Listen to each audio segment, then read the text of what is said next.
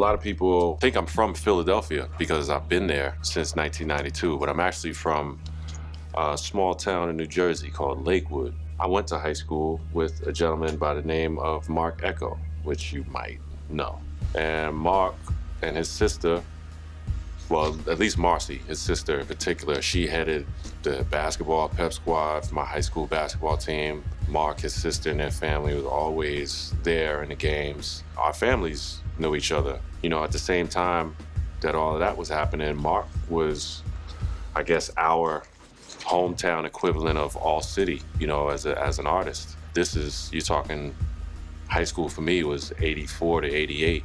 I think Marc was class of 89. This was the time of denim suits, you know, and all the guys around the way was wearing the denim suits with the airbrush Nefertiti's and the airbrushing their names and all of that. You know, Marc was that dude around my way, you know, one of the illest. There was obviously a lot of writers, you know. I mean, we were super close to Manhattan, super close to Philly, so we got tall letter influence from Philly, we got the whole crew influence from New York. But Marc was one of those artists all the way from back then that was always getting up. And one of the ways that he got up was all the tough guys around our way, that was the drug dealers and the goons. Yo, who's the little white boy that paints the Nefertiti's and could, you know, you gotta bring him around.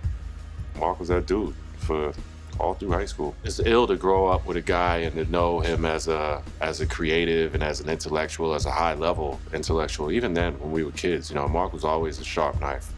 But to think that he would be franchising out million-dollar companies and buying, you know, home run balls from Yankee Stadium and having licensing deals with automotive companies and watch companies and leather companies and just all the things that he's done over the years, from the original Ecko t-shirts all the way up to Cut and Sew, to Complex Media Group. It's mind-blowing to think that somebody that you grew up with and have known from childhood was able to have the type of vision and the type of team around him to build what he's built. It's really phenomenal. And to participate in it as well, you know?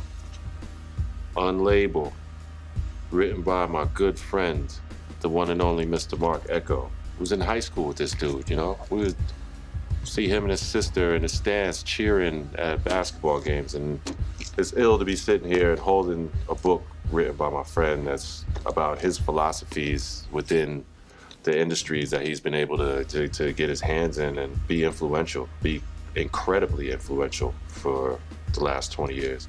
Written by my friend. This is bananas. So big up Marc Ecko and his whole family. Like, if you get a hit song, you think you're gonna be singing 50 different songs in one night? No, they wanna hear that same one song you gotta hit up. I think music should offer that to young people, a perspective that they may not even be looking at. It can't take just one person to keep the West Coast at the forefront. If I'm the shining light, you know, that can branch that off, then so be it. I'm gonna do just that. You're not gonna say nothing back to the, and then it's just like, yo, give me a session. Like, I'm gonna diss him, and I'm gonna tell everybody that I feel dissed.